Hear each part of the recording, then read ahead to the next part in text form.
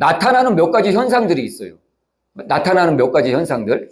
아마 여러분들이 이제 교회 나가시면은 목사님들이 설교할 때 막 눈물도 나오고 막 이런 사람들도 있을 거예요. 저도 제가 20대 후반에 처음으로 이제 여의도 순복음교회 조윤규 목사님 설교하는 데 갔는데 들어가자마자 눈물이 엄청 나는 것이. 왜 이렇게 눈물이 나는지 모르겠어요. 눈물이 하염없이 흐르더라고. 또 우리나라 속담에 있잖아요. 남자는 태어나서 3번 운다. 이제 안 울려고 노력을 했는데도 그 여의도 순복음교회만 가면은 눈물이 나는 것이 눈물이. 바로 우리가 성령을 받을 때 이런 현상들이 나타난다는 것이. 자, 그렇다면 성경에는 성령을 받을 때 어떤 현상들이 나타날까요? 성경에는 사도행전 2장에 우리가 지금 봤죠? 성령을 받을 때 뭐가 나타난댔죠? 방언이 나타난댔죠? 방언. 성령을 받으면은 나도 모르게 막 샬랄랄랄랄라 방언을 하게 되는 것이.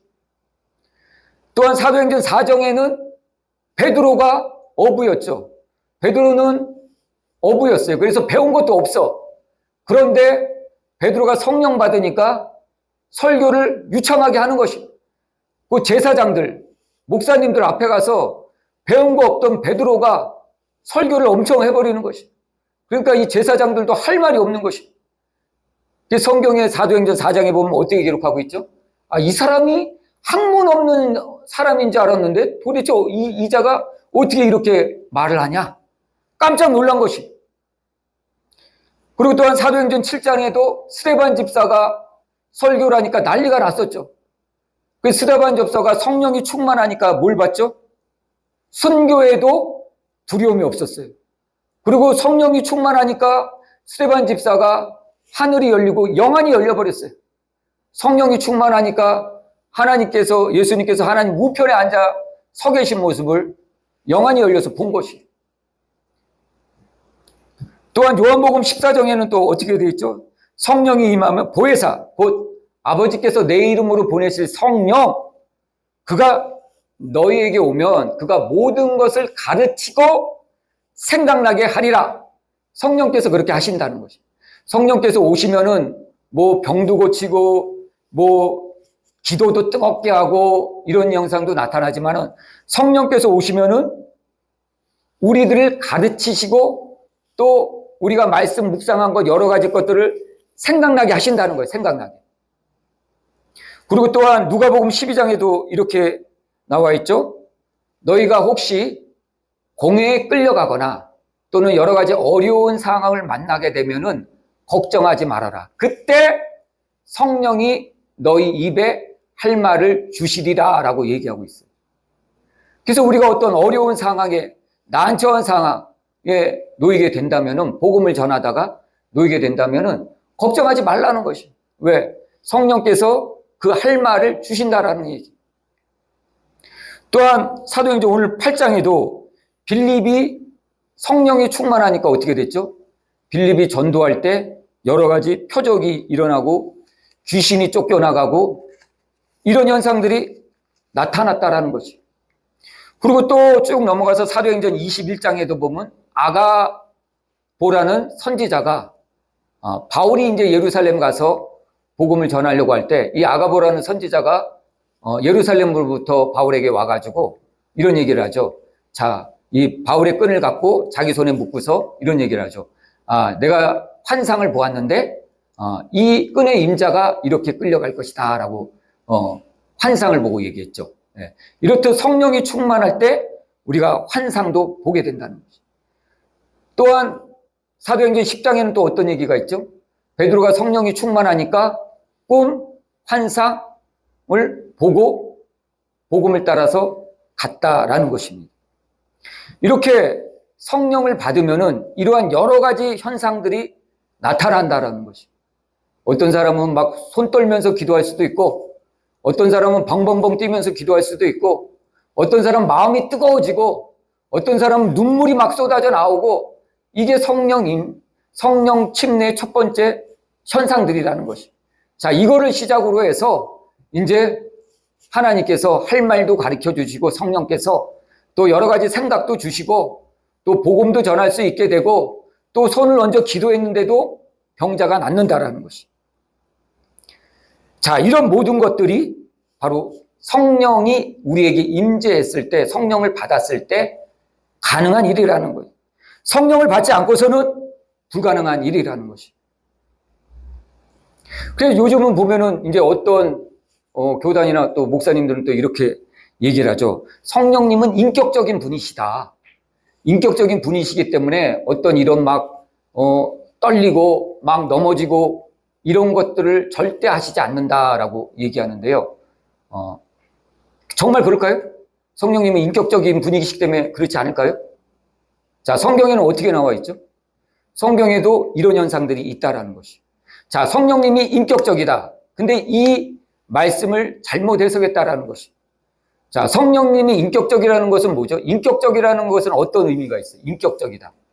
인격적이라는 것은 그냥 조용조용히 얘기하는 것이 인격적인 것이 아닙니다.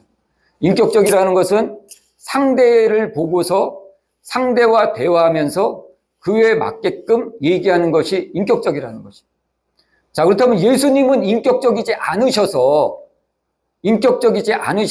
예수님께서 사역하실 때 병자를 고치시고 귀신이 쫓겨나가고 이랬습니까? 예수님께서는 인격적이지 않으셔서 성전에 들어가셔서 장사하는 사람들의 상을 엎어버리셨습니까? 예수님은 인격적이지 않으셔서 병 고치러 온 여인에게 자녀의 떡을 취하여 개에게 주임이 마땅치 않도다 라고 얘기했습니까? 아니라는 것이에요.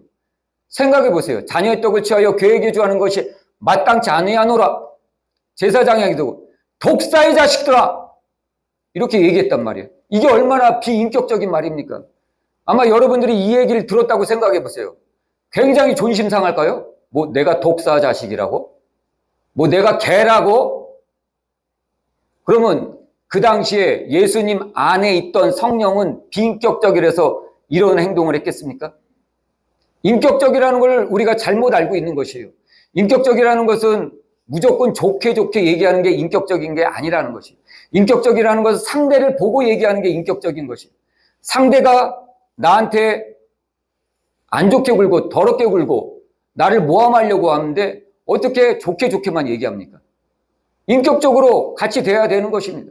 또 상대가 나를 인격적으로 대해주면 나도 인격적으로 대하는 게 이게 인격적이라는 것입니다. 그래서 인격적이라는 것은 성령님이 무조건 이제 조용조용 얘기하고 어떤 큰 기적이나 이적은 더 이상 않는다가 아니라는 것이. 성령님은 인격적이시기 때문에 각 사람마다 갖고 있는 모든 특성들이 있어요. 어떤 사람은 말을 잘하고 어떤 사람은 지혜가 있고 지혜가 있는 사람은 더 지혜를 주시고 또 말을 잘하는 사람에게는 더 말하는 복음을 전할 수 있는 능력을 주시고 또 치유의 능력이 있는 사람에게는 치유의 능력을 더 주시고 이게 인격적이라는 분이에요. 내가 원치 않는다. 성령께서 지금 주시려고 하는데도 내가 예수님을 나의 구주로 모셨는데도 불구하고 예수님을 안 믿어. 아, 예수님 이제 지금 그거는 구약시대 얘기고 지금 치료가 일어나겠어? 지금 일어나겠어? 지금 방언 같은 게 필요해? 이렇게 안 믿으면은 성령님은 인격적이시기 때문에 안 주신다는 얘기예요. 그러나 그거를 믿고 겨자씨 하나만한 믿음만 있어도 이 산을 들어 바다에 던진다라고 말씀하셨듯이 이 겨자씨만한 믿음만 있어도 하나님께서 그 모든 것을 우리에게 주신다는 것입니다. 그러므로 우리가 이 성령을 받을 때 이러한 여러 가지 것들이 있다라는 것이. 자, 그렇다면 이런 여러 가지 성령이 임할 때 있는 여러 가지 현상들, 어떤 사람은 방언도 하고 어떤 사람은 몸을 떨기도 하고 어떤 사람은 뒤로 넘어지기도 하고 또 어떤 사람은 또 말하는 은사가 생각나기도 하고 또 어떤 사람은 지혜의 은사를 막 주기도 하고 이 모두가 성령의 은사 또 성령이 임재함으로 나타나는 현상들인데 자, 이거를 하나로 팍 줄이면 뭐죠? 사도행전 1장 8절을 한번 보죠. 사도행전 1장 8절.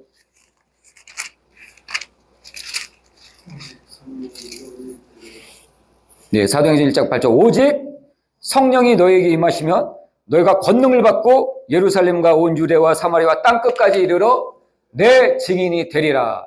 자, 성령이 임하면 어떻게 된다고요? 성령이 임하면 지금 말씀드린 이런 현상들, 이런 권능이 임한다는 거예요. 근데 이런 권능을 왜 주시느냐 이거예요. 왜? 바로 예루살렘과 땅끝까지 이르러 예수 증인이 되기 위해서 이걸 주신다는 것이에요. 예수님을 전하지 않고 나의 어떤 특정 목적, 돈 벌기 위해서 나의 어떤 특정 목적, 뭐 내가 좀 남 앞에 좀 어깨를 으쓱으쓱 대기 위해서 내가 좀 뛰어난 능력이 있다고, 오늘 빌립도 그랬죠. 시몬도 그랬죠. 시몬도. 오늘 본문 말씀에 나오는 시몬도 그 능력을 사가지고 내가 좀 큰 자가 되려고 했어요. 이러면 성령이 역사하지 않는다는 거죠. 왜? 성령은 인격적인 분이시기 때문에 역사하지 않는다라는 거예요. 이런 모든 병 치료, 또 모든 그 간증들, 또 방언들, 또 안진뱅이가 일어나는 역사들, 모든 표적들, 이런 모든 것들은 언제 일어난다고요? 예수 그리스도를 전할 때 일어난다는 거예요. 전할 때. 그 외에 뭐 쇼맨십으로 내가 보여주기 위해서 안 일어난다는 것이. 안 일어난다는 것이. 오직 그 사람이 복음을 받아들이려고 준비가 됐을 때 하나님께서 사역자들을 통해서 이러한 역사가 일어난다라고 말씀하고 있는 것입니다.